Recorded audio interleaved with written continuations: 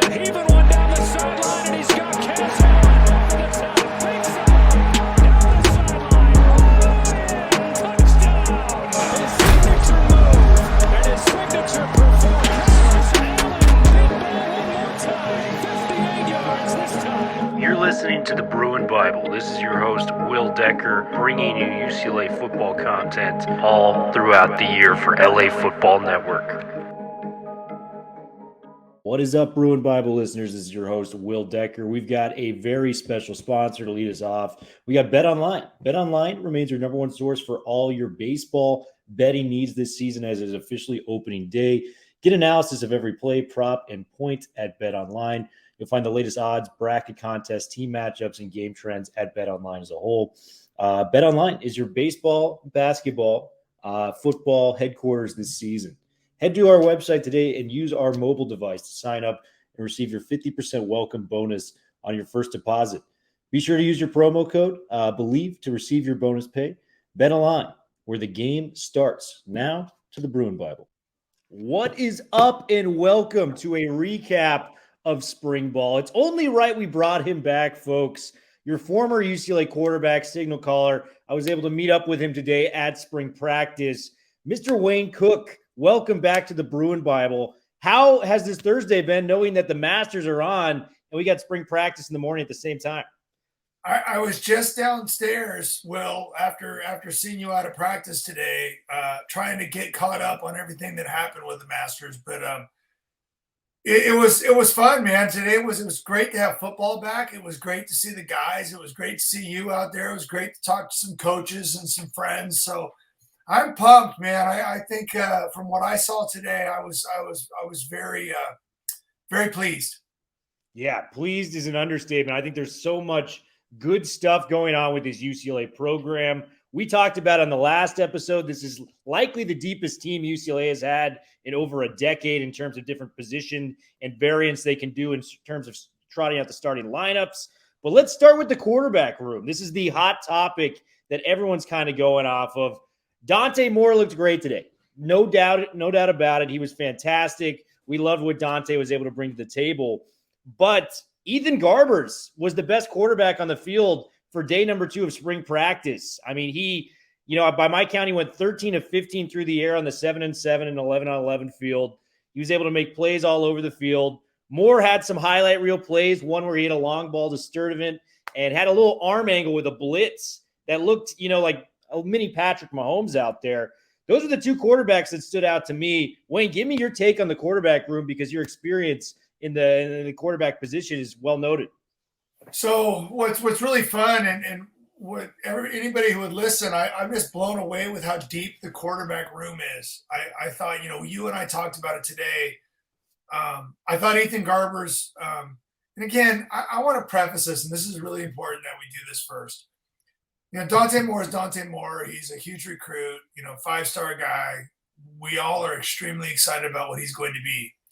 So whenever I say anything that doesn't say he's the greatest player ever, because I know the LA Times, I know a lot of people are starting to make him out to be, we just have to be careful and tap the brakes a little bit, because learning the college game is hard.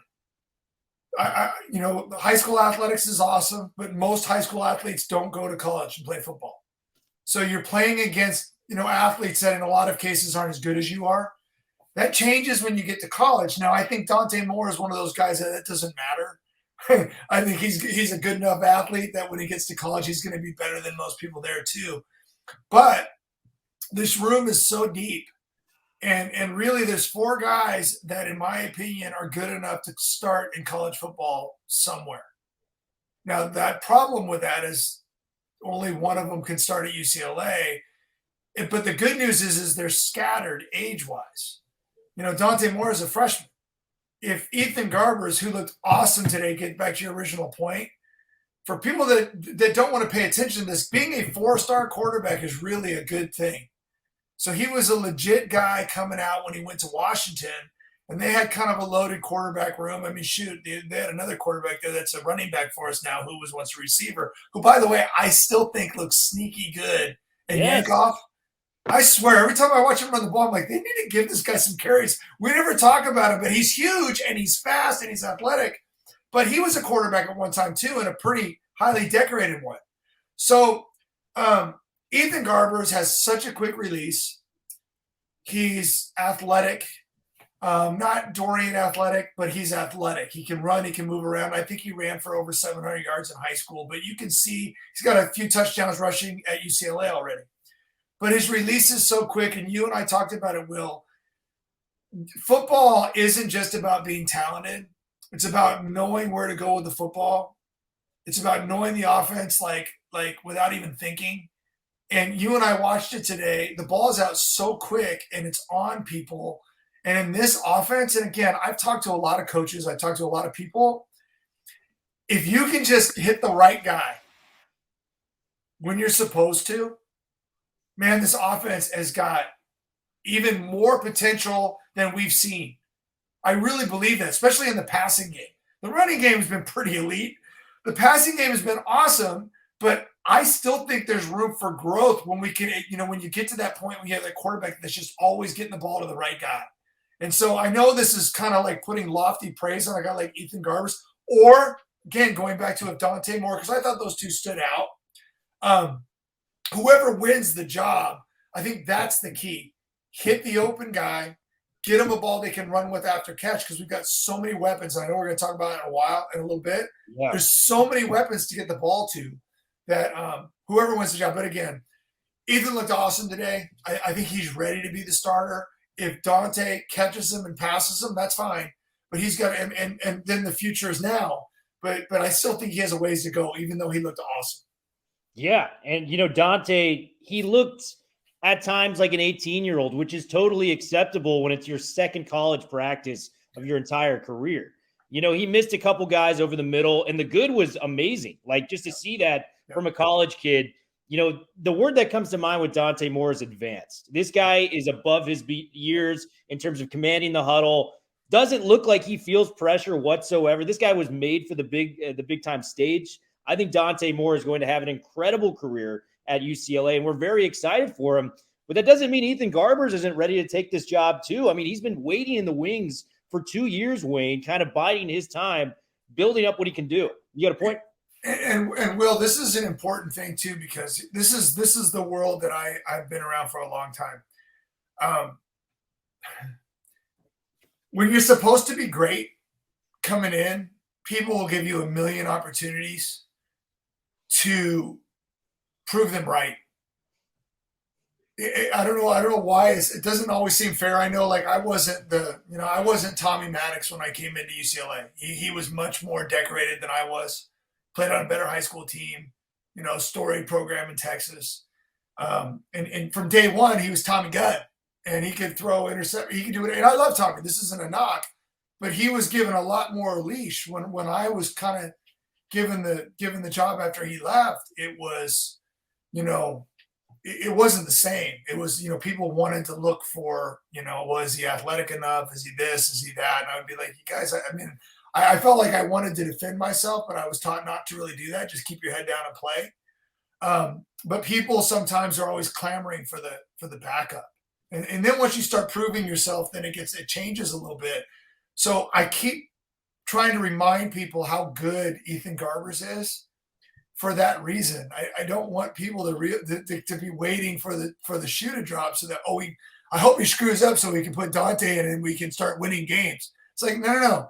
This guy's a highly decorated brother of an NFL quarterback who has a cannon for an arm, a quick release, good legs, a good mind, reads defenses, gets the ball out on time.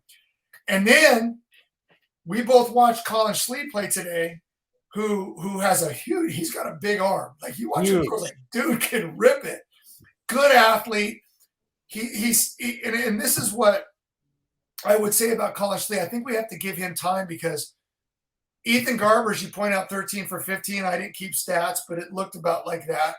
And he just looked really crisp, and he looked really on time, which I'm going to mention over and over and over again when I talk about quarterbacks, because being late as a quarterback is an epidemic, and it drives me crazy. I even see NFL quarterbacks that struggle with throwing the ball late, and it's like, that's why you're not good. Like, you have to learn how to throw the ball on time.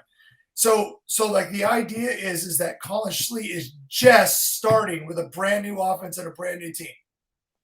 just starting. And even Ethan Garbers is throwing to receivers that he's not thrown to. They haven't had a summer together. They just kind of got here, and now he's throwing balls to guys like Sturdivant and Ford and new players. So he has an advantage. But Collin Schlee is just getting started. So while he may seem a little erratic, part of that's because he probably doesn't exactly know what the routes are, and he's a little bit off on his timing, and that impacts how people throw the ball. So I think he'll get steadily better as we progress through spring and he starts learning a little bit more.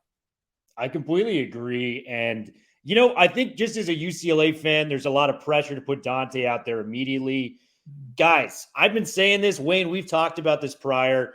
Just put the guy out there that moves the offense the best. And right now, that's Ethan Garbers. I'm not saying Dante can't catch up to him, whether that's fall camp, whether it's spring camp. But as of today, right now, it was pitch and catch out there today, Wayne. You saw it. Just moving the football. Logan Loya, coming on the seam routes. Matavao, a guy we're going to get to in a little bit, had a very impressive practice. Some of these receivers coming over the middle. Sturdivant, my goodness. We're going to talk about him too in a hot second. But Garbers, he just looked the guy that knows the playbook the best. The timing was impeccable, and he was just moving the football at will. And that's all you want. Wayne, correct me if I'm wrong. This is what I have right now as the starting 1 through 4 quarterbacks. It's Garbers right now. Doesn't mean it can't change. Dante Moore, number 2. Schlee, number 3. I know he's been erratic. He improved a little bit today. I think he's got some tools in the toolbox, and that starting experience is very big.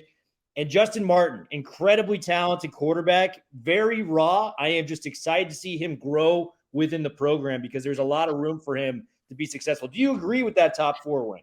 So again, yeah, we've only watched. I know you've been to both practices. I was just out there for the first time today. I agree with that assessment. I love that you're saying. I love that you're saying that we don't know what's going to happen because we have another 13 spring practices and we have another fall camp. And if you paid attention, for anybody that's gone out to practice, the way Chip Kelly, and I absolutely love the way he coaches this team, and I love the staff that he put together because it's all about reps. And he said it even in the post game, the post practice little speech. Which, by the way, I also love this. Coaches can be extremely long winded. He's not.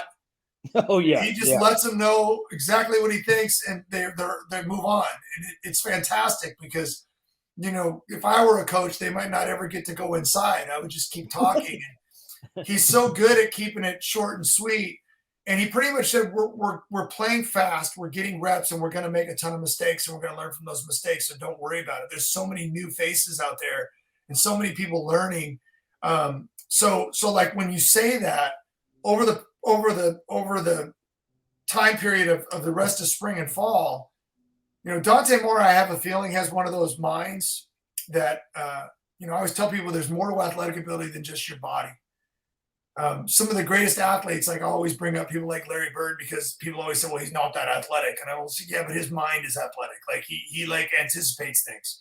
I ran into, when we were leaving today, after I got done talking to you, I ran into Eric Kendricks. Oh, yeah. Eric Kendricks, who's now back in town, which is awesome, had an athletic mind that I would always tell people that if you go back and watch Eric Kendricks at UCLA, he was always in the hole where the ball carrier was, and I could never figure out how he could do it because he wasn't the fastest guy.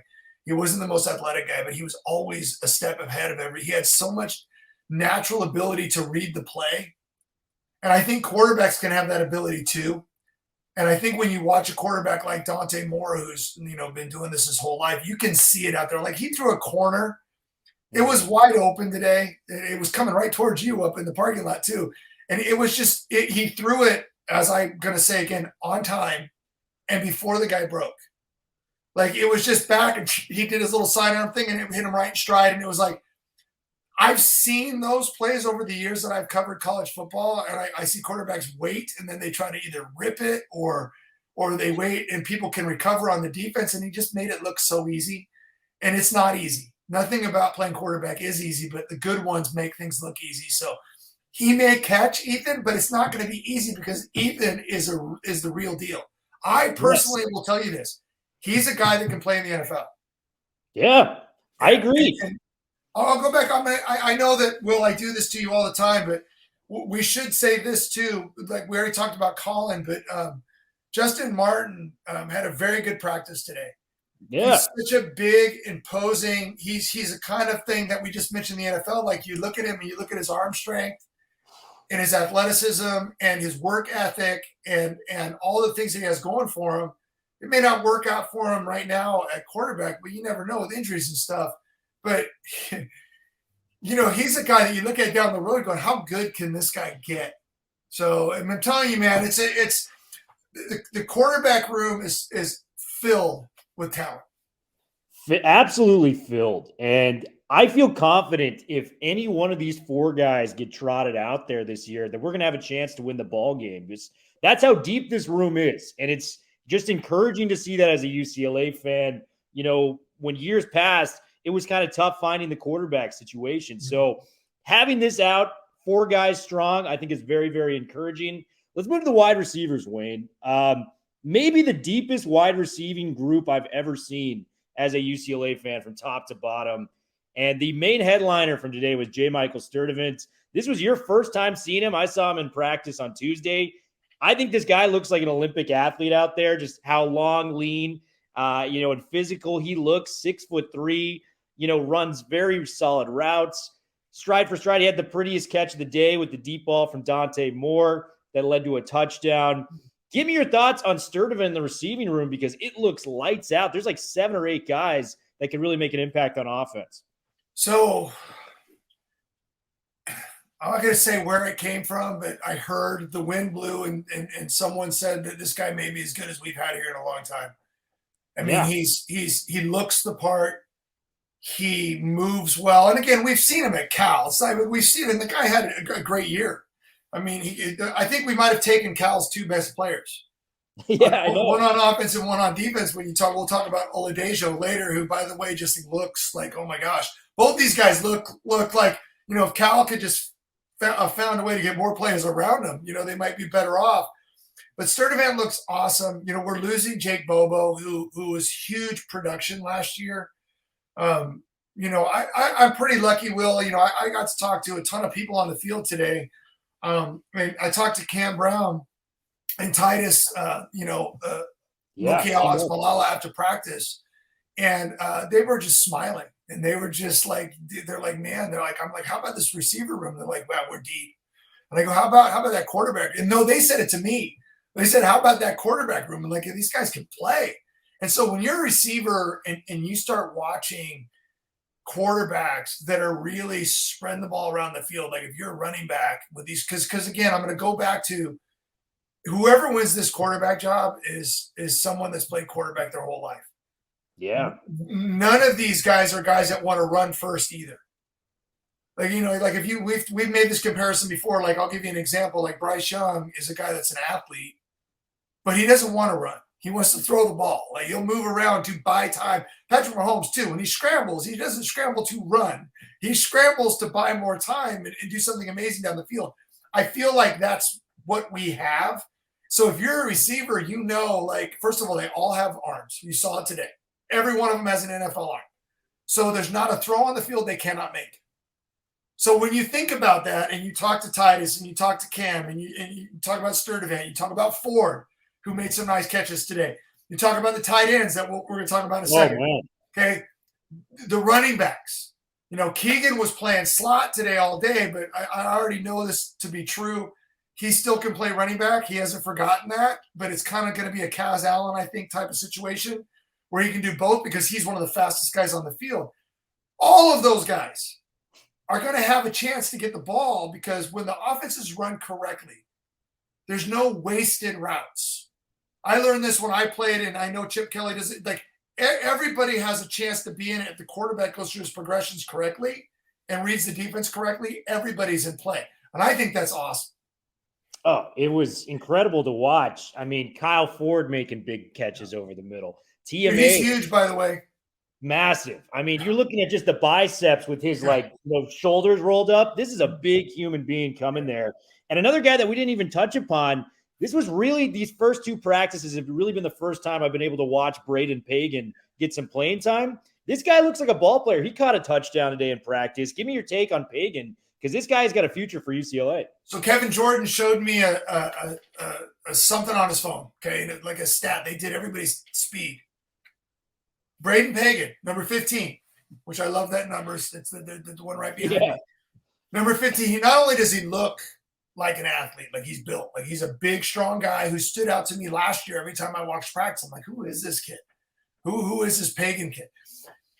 Watched him today and he looked good. And then when I find out he's one of the fastest guys out there and he's got a body, we just talked about Ford. He's got a body that like his thing looks like he could he's a dude. He can run and he has size.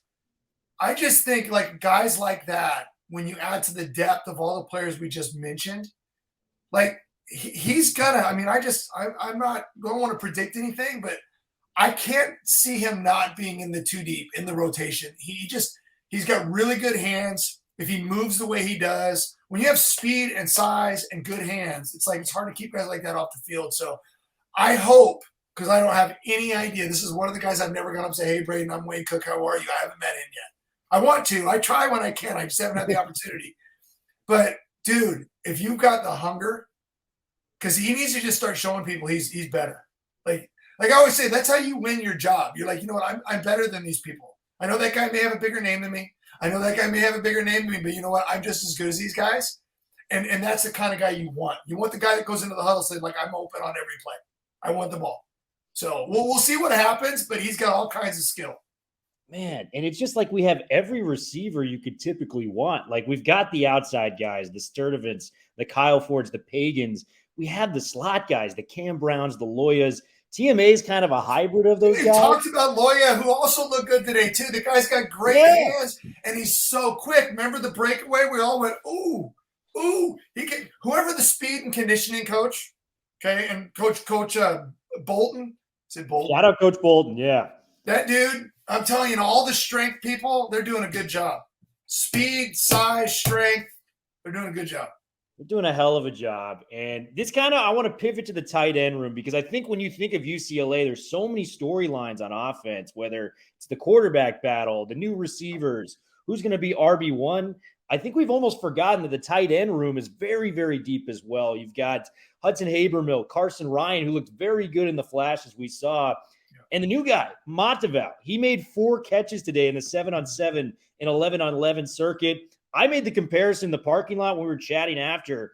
Chip Kelly recruited and developed a guy in Dennis Pitta, who is a tight end, just a big-bodied wide receiver that can make plays.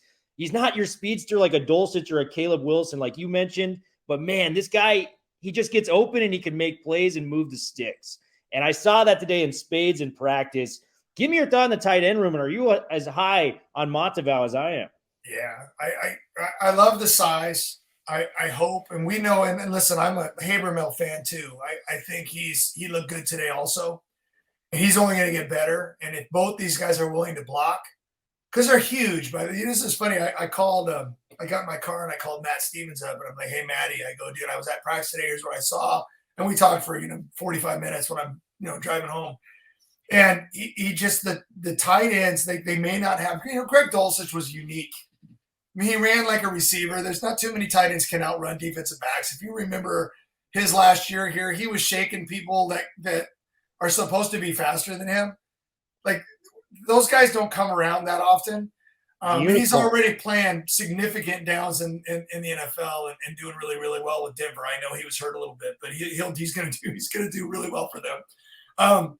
But you mentioned it. We have guys with size, and when you have size, I'm going to give an old teammate of mine some credit right now, all the way back from Newbury Park High School. My tight end, Danny Madsen, who was a great catcher, went to Fullerton, and he was a baseball player, but he was a really good tight end too. Slower than dirt, though. Danny, I'm sorry, but you were slower than dirt. But he knew how to get open. He knew how to use his body. He knew how to get separation, and great tight ends do that. I always say tight ends kind of get the cheat, which is why it seems like they're always open, because there's a lot of pushing off and using your body and boxing people out. And I think, when we talk about the tight end room, I think these guys are big and strong, and it's like they're great targets. They're 3rd and 5 nightmares for the opponent. You know what I mean? They're like, and it's just to me, with all the speed and athleticism going on around them, if the tight ends can be, because let's face it, last year, I mean, I think Ezeike did some really good things. I think Habermill did some good things, but it wasn't what we've been used to at tight end, right? I mean, obviously, we watched Ezeike play in an all-star game, and, you know, hopefully he gets drafted and hopefully he does well. But the production wasn't what we had in the past from that position. I think it meant more to Jake Bobo. You know, he almost became the go-to. But I'm with you on that. I think the tight ends in this offense, especially these guys, are going to play that dual role of being elite blockers, but also guys that you can use in the passing game. Yeah, and it's just a deep room, and I really love the ball players that we have trotting out the tight end room. Very similar to the wide receiver and quarterback room. Whoever we trot out, I feel very comfortable that they can make the plays to be a very productive tight end within the Pac-12. I'm very skeptical on ranking what we saw from the running backs just because it's really non-contact. It's hard to kind of get an evaluation of these guys when you can't really put the pads on and level somebody on the football field.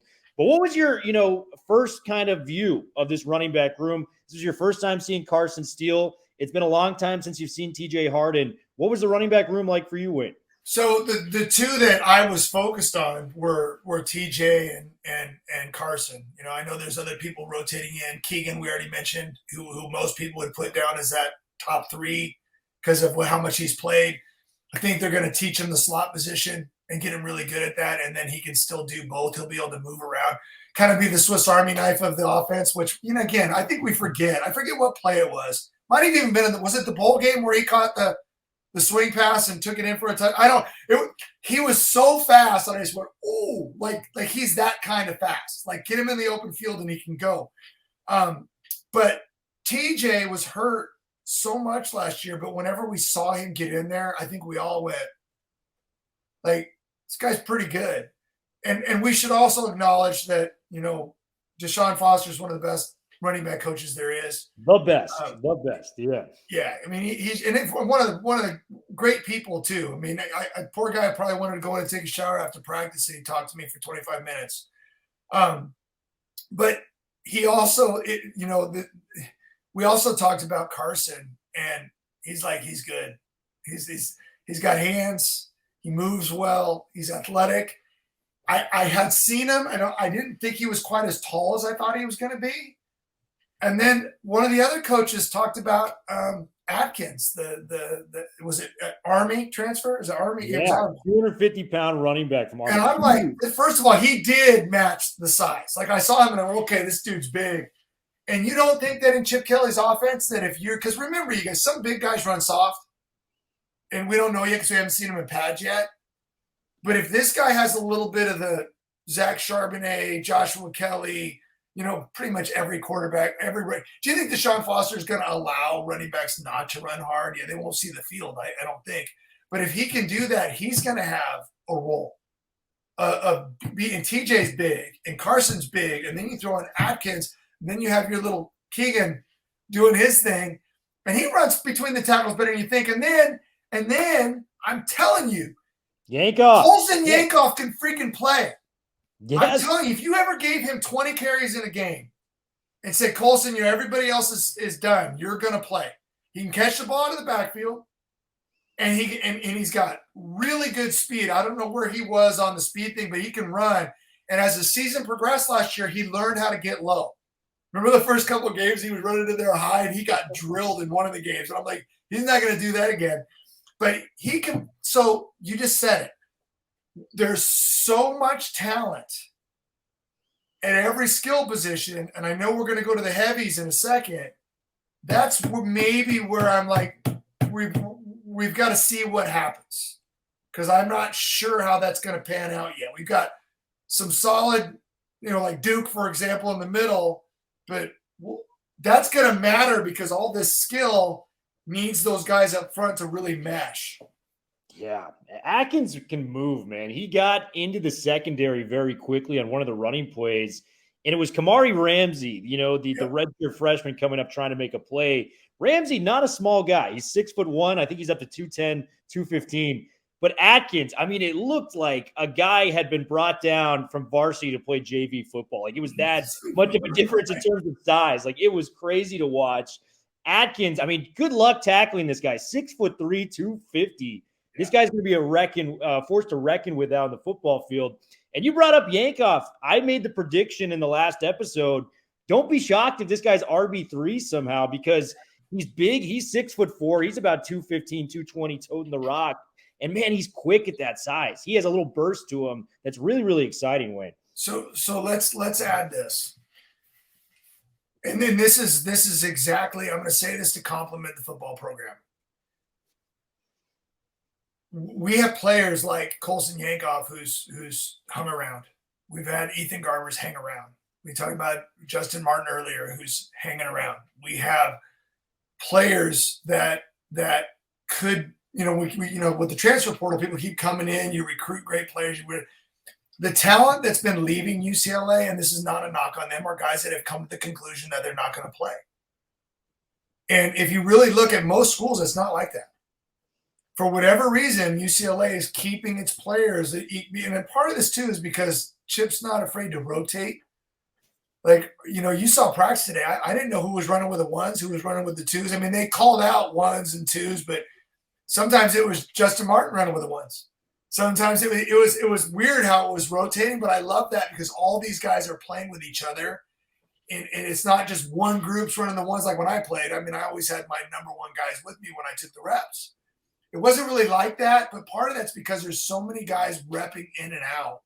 And there's not, like, to me, like we talked about, they're 2 and 3 deep at a lot of these positions, that you're going to be in the game and look over your shoulder and you're going to see Colson Yankoff at running back. You're going to see Pagan at receiver. You're going to see, 5, 6, 7, 8 different receivers that are out there, and you're going to become, because they all practice together, they're becoming familiar with each other. I really like that because it allows you to stay fresh.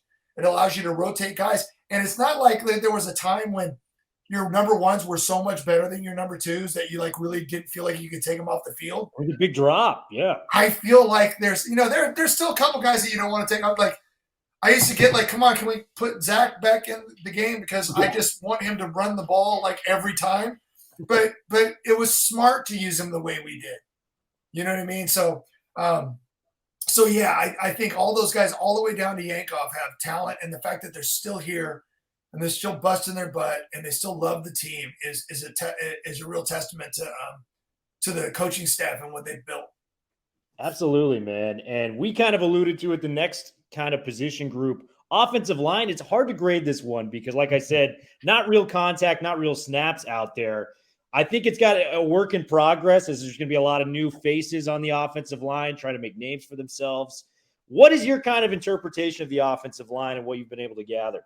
So center matters a ton, and I think that this is where not only Duke Clemens, but Sam Yoon, who's a player that I've heard coaches talk about, they really like him. And I'm like, so that's kind of a nice problem to have. And I'm wondering if as we progress, if there's not some guard play, especially when because they've done such a good job over the years. It's really funny that our old buddy Justin Fry sent me a message the other day. He was breaking down some film and saw my ugly mug standing on the sidelines, and he just sent me a DM and said, "Hey Cook, what's going on, buddy?" And I was like, I loved him as a coach. I love what he handed off to Coach Drevno. I love what he's done with the offensive line. We've had such a huge upgrade in offensive line play since Chip Kelly and his staff have come in. I mean, we went for a lot of years where the offensive line play was just not acceptable. And it really just – it's like when you don't play well up front, it infects the whole team. There's too many 3-and-outs. You can't run the ball. You end up having to throw the ball too much because you're behind. It just affects everything. When your offensive line's really good, it has the exact opposite effect, right? You're on the field more. You feel like you can do whatever you want. When you can run the ball, it helps you throw the ball. It's just it's so important. We lost, in my opinion, 2 of the best guards. Yeah. I mean, wow. Gaines and Mafi were studs. We saw what Gaines did at the combine, and I want to go talk to whoever's in charge at the combine and ask them why they didn't invite Mafi. Maybe they were afraid he was going to hurt everybody. I don't know. But I saw him at their all-star practices, the all-star game that Mafi played in, and that dude held his own. He probably needs to work on pass blocking a little bit, But as a run blocker, he's great. And Gaines is so athletic. It's like those guys are hard to replace. And so I know we've got the transfer from Purdue who looks solid. I'm forgetting his name right now. I apologize. Spencer Holstege. Yeah. And we got DeGiorgio and we got Duke. I already mentioned Sam. It's going to be interesting, though, to see the battles. You know, is DeGiorgio going to play left tackle? Are they going to keep him at right tackle and try to, you know, what are they going to do? And so that's going to be – I know we have one more offensive lineman that's still coming in. So Deer Counter, right? Yeah. And so like the idea here is that for all of us that are as excited about this offense as I think we should be with probably as much skill. I mean, it's amazing how much skill we have. It's not going to be as good as it could be unless we figure out a way to get those guys to gel. And if they do, oh my gosh, right? Sky's the limit. I know someone that works at ESPN and knows a lot about sports was laughing at me when I said I think the offense could be as good or better. And he's like, dude, you just lost a Heisman guy at quarterback. I go, yeah, but we've got other guys that are really, really good. Like there have been guys at good programs that have stepped in and replaced guys that have gone to the NFL and had very good years. My first year as a starter, we went to the Rose Bowl. It can happen. And it's not like Garbers has just been like sitting there not paying attention the last 3 years and has never been in a game. So it's like the offensive line is going to be the key. If those guys can come around and we can figure out a starting five and get some depth, that'll be the key to the whole thing. Yeah, and it just shows the premium that Chip has put on the offensive line play. Justin Fry, I mean, he left UCLA to go to a top 5 program in college football at Ohio State. I don't think that's a hot statement whatsoever. Because he's really good. Yeah. And then you got Tim Drevno coming in, worked for the 49ers, was at USC, was at Michigan, places that trotted offensive linemen to the NFL. And Wayne, I want to just remark on the Drevno job he did last year with the offensive line. We were at the Bowling Green game last year. Very chaotic, a lot of new faces. Mafi's first game at guard. Raekwon O'Neal transfers in, just a lot of different moving pieces. Where he got them from the first game to the last game was as impressive as a job as anyone I've seen at UCLA kind of putting that together. And I think it's going to be very similar this year with kind of just a ragtag bunch, at least from the outside looking in right now. But I'm really, really pumped at what Drevno can do and mold this offensive line. So excited for that. You were close to the defense. So I was a little farther away on the parking lot. I was more so watching the offense. A couple guys stood out to me. Kamari Ramsey had a couple pass breakups, which I was very impressed by. Alex Johnson, redshirt junior, was talking to his father a little bit. He made 2 interceptions on Tuesday's practice, broke up another pass. And really the guy that I honed in on a lot was Oladejo. This guy is a massive, massive human being. And Bruins fans should be just so excited the potential of what this guy can bring, knowing that he's going to arguably the best linebacking coach in the Pac-12, which is Ken Norton Jr., to mold that guy and try to get him to the next level. Those are the 3 guys that stood out to me, barely watching some of the defense do the offense. What was the defense looking like for you, Wayne, out there? So in my conversation on my ride home with Matt Stevens, I said, hey, who do you think stood out in the secondary? He's like, Alex Johnson. I'm like, yeah. And he's like, dude, that dude can play. Yeah. He said all year last year, like, Matt has the eye in the sky. A little bit harder for me to see, like, the defensive backs. Like, I can see the trenches better and how things are opening up, and I can see windows and all that stuff. But from the top, you can really get a good eye of what's going on. And he's like, he's just got a nose for the ball. He's always – the fact that you mentioned they had 2 picks in the first practice that I didn't see, I wasn't surprised. He had a couple of really nice plays today. But he's got, like, going back to the instincts that we talked about earlier. I was listening to the radio, and they were talking about Clark, the defensive back from Utah. Clark Phillips. Yeah.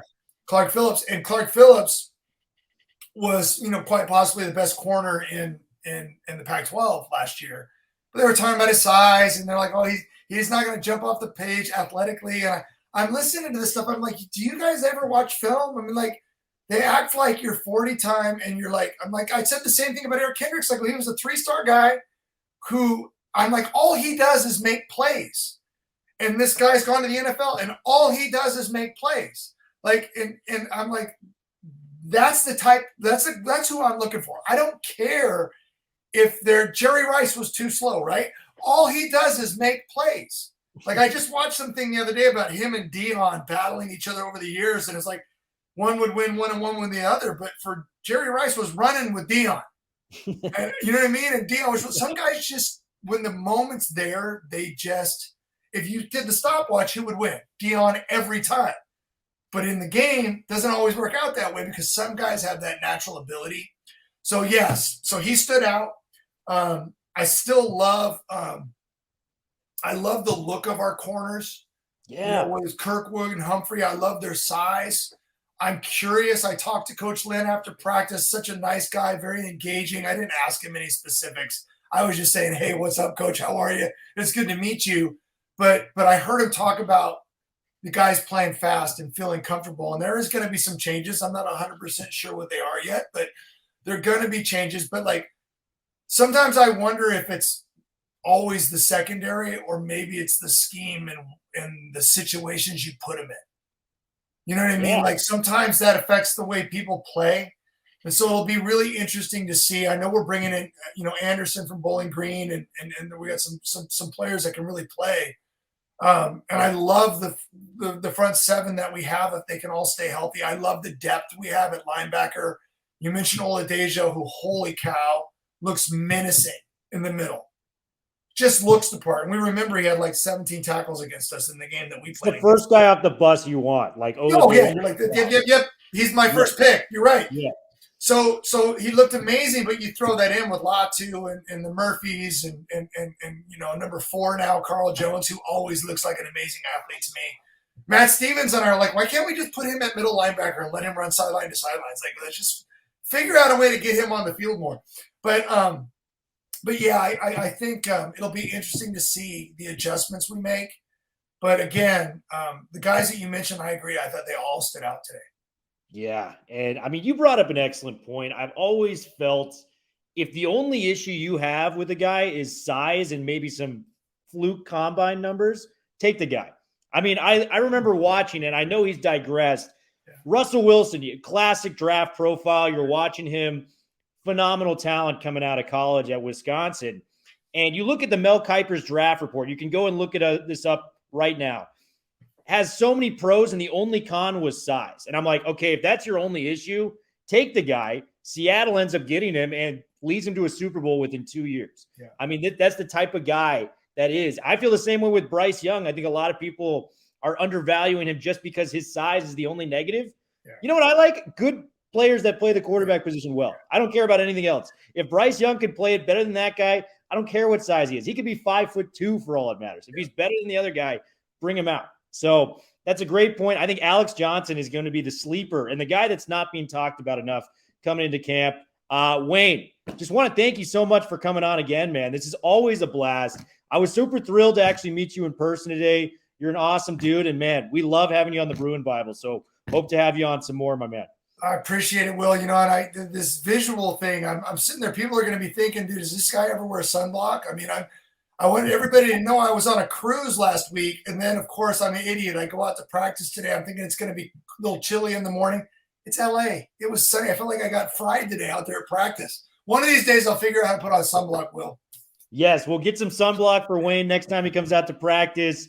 Wayne, thank you so much for coming on again. Stay tuned. We got Michael Ezeike coming on right after this, so don't go anywhere, guys. Oh, nice. What is up, and welcome to a very special edition of the Bruin Bible. Your host, Will Decker, with a very special guest, Mr. Michael Ezeike, the tight end for UCLA Bruins. He's going to be leaving the Bruins, but going on to bigger and better things in the NFL. Mike, how are you doing today, man? Thank you so much for coming on the pod. What's up? Thanks for having me. I'm doing pretty good. How about yourself? Doing great, man. And I was looking into your background. I kind of want to start off with this. I was looking on your UCLA kind of homepage, and it says loves to cook. I got to figure out, what are you cooking, Mike? What is kind of cooking up in the kitchen? What is some of your favorite meals that you've been able to make?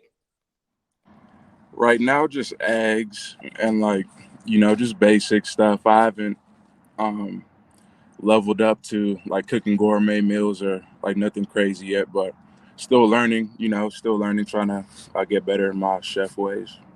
Yeah, nothing like John Gaines making cakes out here. So Love Yeah, it, not man.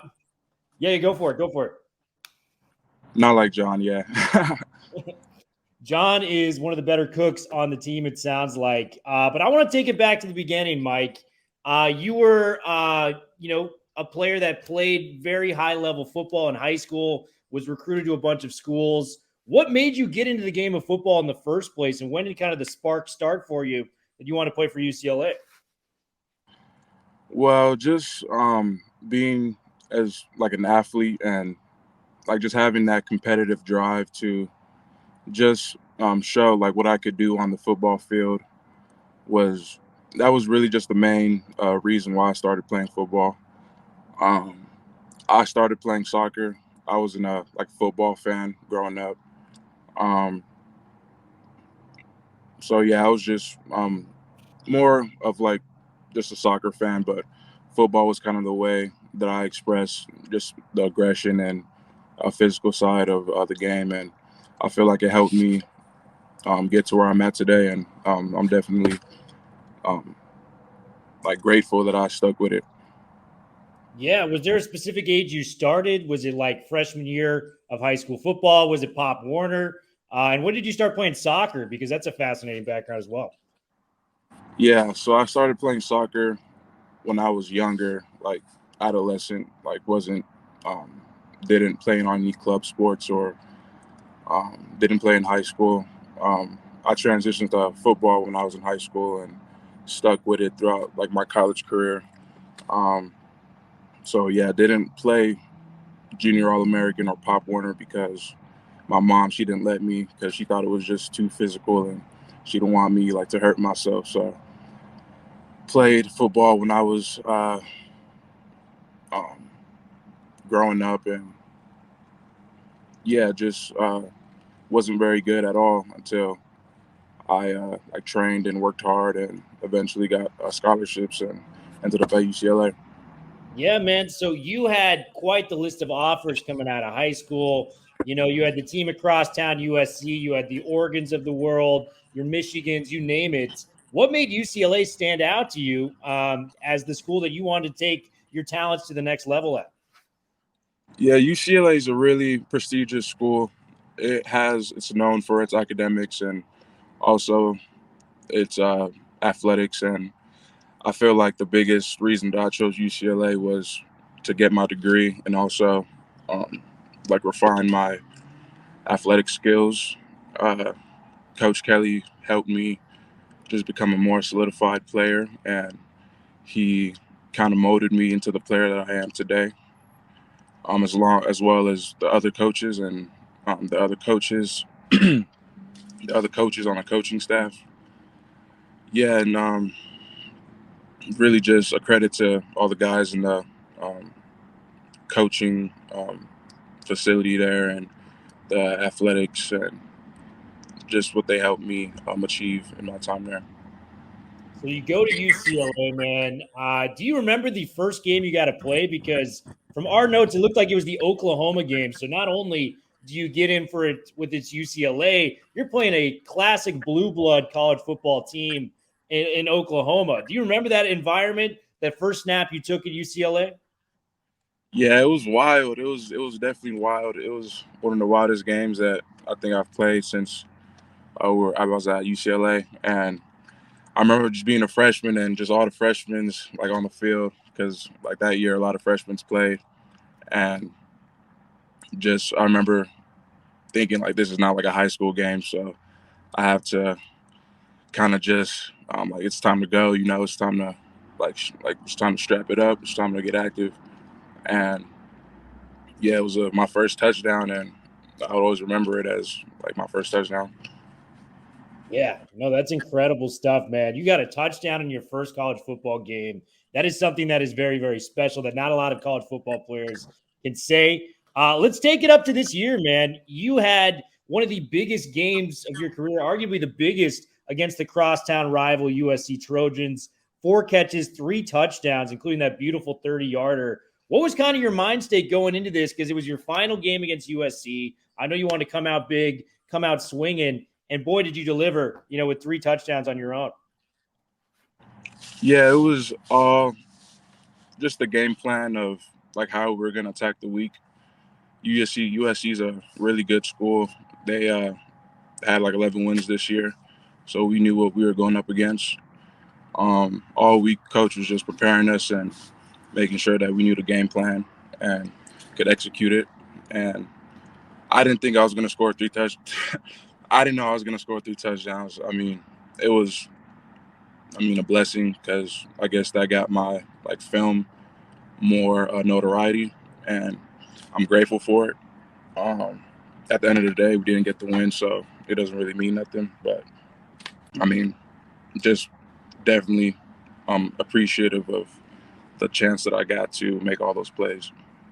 Absolutely, man. And kind of the game I want to describe now is it's just a one-word definition for some of your teammates. You know, some of the guys that we know from UCLA, some of the guys that you've been in the trenches with, in the battles with. I want to kind of hear what your thoughts are on some of these guys. So one word to describe your quarterback, Dorian Thompson-Robinson. DTR. That's the guy. Yeah, he was my roommate for, I think, sophomore and junior year. So we have a lot of bonds and memories and stuff. But he's really just a really hard worker. A lot of dudes don't give him the credit that he deserves, but he really he knows how to set his mind to something and attain it. All freshman year, I remember he was saying, "Don't be a fan later," and this and that, and dudes were kind of making fun of him because of it. But I mean, he stuck to it, and he broke all the records at UCLA. And I mean, that's really all you can say about him is he knows how to work hard and attain his goals.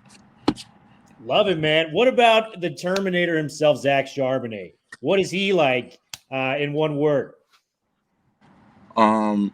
Resilient, a resilient player. Definitely look up to how he plays the game. He's really just a humble human being. He's a funny dude, actually. When you talk to him, he tries to act like he's just like a robot all the time, but he knows Zach is a funny dude. He's just very focused and hardworking, and you got to admire people like that, and I'm glad that I could have him on my team.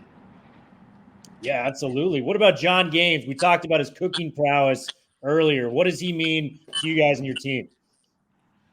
John Gaines is an intelligent human being. He doesn't get enough credit either. He's one of those type of guys who, you just look at him and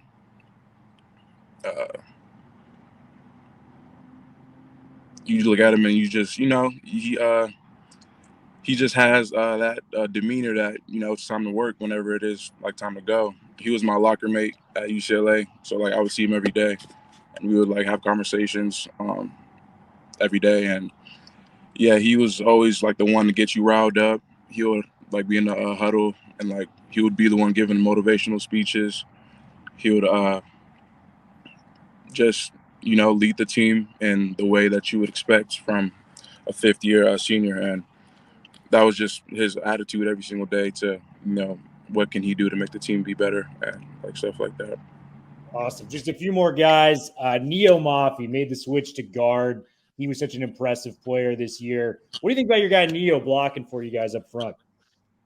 Yeah, Neo's electric. He's an electric player. He's his highlights really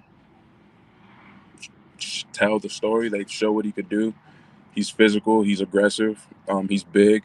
Like you said, he switched from defense, so it took him some time to learn the position. But I used to be at the UCLA facility almost every day, and after hours, working out and just putting in extra work. And Neo would want to be one of those type of guys, just always either on the treadmill or just doing extra things to help his game. And so yeah, he's a very hard worker, and I know he's going to do great things at the next level.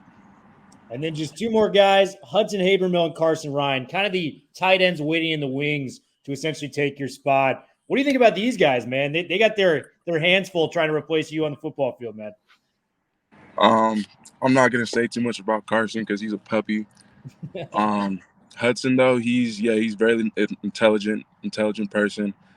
Hudson, he's just working hard. He knows he's gonna have to carry over and like kind of dominate that position. So I know his mind is in the right place, and I know he's gonna get the job done. Excellent, man. Well, I know you're preparing for the draft right now. How are you preparing for it? Where are you training at? What are some of the facilities you're working at to prepare for your ultimate dream of making the NFL? Yeah, like the pro day, it was went pretty good. Just got done with that. So right now, just trying to hone in on or redefine or kind of just refine my tight end skills and whatever that means. Even if it's like on the field, like getting an extra lift in or like running around on the track, just doing what I can to be a better player, and also just making sure that I'm like conditioned and like ready to go when it's time to, and like just working on what I got to work on. Love it, man. Have you been in contact with any teams as we move closer to the draft? Yeah, so I'm going to the Chargers local day tomorrow, and about to work out there and like display what I could do. And the Raiders are also talking to me, and yeah, I'm going to go there next week. So see how that goes. Awesome, man. And then just the final thing we got for you is a quick Bruin speed round brought to you by Athletic Greens. Just going to be asking you some more personal questions, some fun things that you may be interested in. So, Mike, favorite TV show? What is your favorite TV show to watch?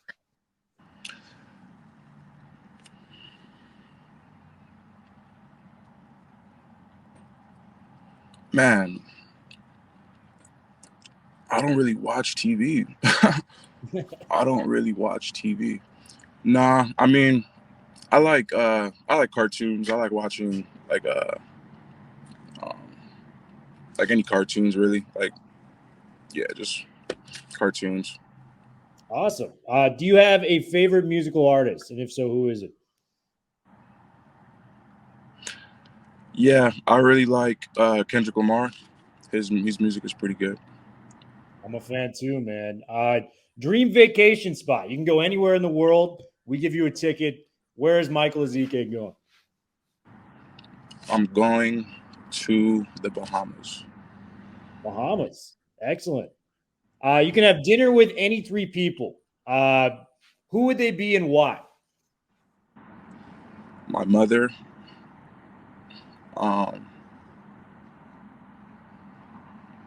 Let's see. My high school coach and